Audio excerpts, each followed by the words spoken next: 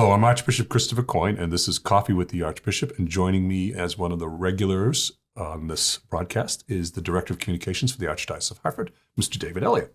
And behind me on the shelf, we got Tom, TB12, Tampa Bay 12, because I didn't swap it out yet. And we also have Dave, the minion, pointing at Tom Brady, because today we're going to talk about some movies. That's right. I understand you're somewhat of a movie buff yourself. I don't know if you're a movie buff or a cinephile. I think to be a cinephile, you have to have a subscription to the Criterion Collection. No, I'm not a cinephile. Okay. but you do enjoy movies. In fact, we were just talking about Gene Hackman had just passed away, which is very sad. Excellent actor. We were just discussing. Do you have some favorite Hackman movies? Well, of course, The French Connection. Popeye Doyle, classic. That was a classic. And that was kind of a brutal movie, though. Excellent. In a lot of different ways. It was a great film. But also, I thought he was really funny in The Royal Tenenbaums. You know, that is also a favorite of mine. I'm a big Wes Anderson fan. Love The Royal Tenenbaums. But talk about brutal. That's also kind of a brutal movie in a different way than French Connection. Yeah, there's a lot. It's a little more emotionally devastating than crime-ridden. But he did play Lex Luthor in the first Superman go-rounds in the movies, which I thought he did a pretty good job there because he hammed it up. Not as bad as Jack Nicholson in the first Batman movie, but he did ham it up. You know, I think the first Hackman movie I ever saw, and I don't know why I liked this movie so much when I was a kid. Do you remember the Poseidon Adventure? Back when those disaster movies were really big. It's about a ship that capsizes. And he played a priest? He played a priest, not a Catholic priest. Oh, okay. At least he wasn't dressed like one. The turtleneck and the suit jacket. Okay, yeah. So he sort of leads this band of survivors in this capsized ship to try to find safety and to try to survive. So kind of a weird movie for like a child to really enjoy, though. I had taped it off of TV. Yeah, I'm really dating myself. I saw it in the movie theaters. Oh, really? Yeah, back when it first came out at the Regal Theater in Arlington, Massachusetts. That must have been nice on the big screen. It was. We used to go there. They used to show some great James Bond movies and all that. But one of the things that I did do, because the Oscars are coming up, and I said, and they're listing all the best movies, best picture movies, and I said, what's the last best picture movie that I've seen? I had to go all the way to The King's Speech. I haven't seen that's like 10 years ago. At least. So the other day I decided to watch last year's or 2 years ago, Everything All the Time, Everywhere, or Everything. Oh, yeah. Everything All at Once. I don't know, everything. It was the weirdest movie. I don't know how anyone could vote for that for the best picture. I'm not certain. I think that was distributed by A24, which is that new, well, it's not new, it's about 10 years old, but it's a really hot film production company. They do a lot of experimental stuff.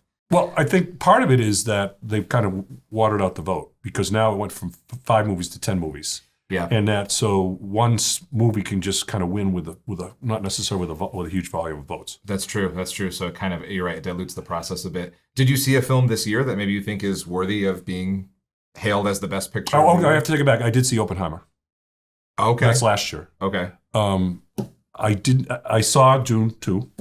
I'm looking forward to watching The Brutalist. I haven't seen that one. I think that's also. And what are the other? There's a couple of.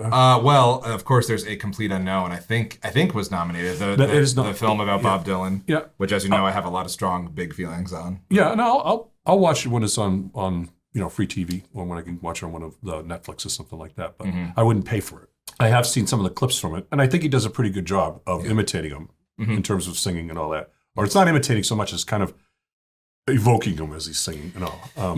Really sort of taking the whole Dylan, the essence really of Dylan, and sort of allowing that to come into everything he does in the film, which is whether he's walking or speaking or singing, there really is there's a whole essence to Dylan, and I think that Chalamet actually really did a very fine job. Now, when I was in the seminary, I used to help out at a parish in Medfield, Massachusetts, and the guy who was one of the parishioners was the president of AMC Cinemas. Oh. And every year for Christmas, he'd give myself and the pastor a free pass card to AMC Cinemas for myself and a guest to go to any movie, anytime at an AMC Cinema. That's nice. For like this 5 or 6 years that I was in the parish, on like Friday afternoon when the movies come out, I'd finish up teaching or whatever and go out in the afternoon and watch a movie. And so I'd always go to the AMCs in Framingham, and a big movie buff was Dennis Eckersley, who was the relief Hall of Fame pitcher for the Red Sox in the Oakland A's. Sure. And I'd always see Dak in there. I'd say, hey, how you doing? He'd say, Father, good. How you doing? He'd be in there with his long hair and his hat, and he was a movie buff too.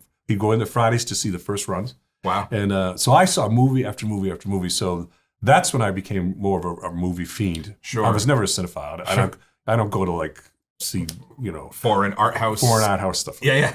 So, no, but I actually have my own Framingham movie theater experience that I could share. Well, it's actually technically Natick, which I know is near Framingham. Yeah. But I remember seeing my first ever IMAX movie at the Jordan's Furniture Store in Natick, Massachusetts, where they have an IMAX movie theater, and it was The Dark Knight, which is an all-time great movie. It's one of my favorite movies. It's a fantastic film, and I remember there's an early sequence in that film where there's a lot of big, elaborate, cityscape. Yes, so it's either before or after that, but where there's this big swooshing cityscape scene, and we were in IMAX, and the screen was so big, I was getting a little airsick. Yeah, I was like, I don't know if I'm going to make it through this. Well, that was the same thing with Saving Private Ryan. The first when I was watching Saving Private Ryan in the movie theater, another great film, and they were doing all handheld and everything, I had to kind of put my head down because I was getting a little motion sickness.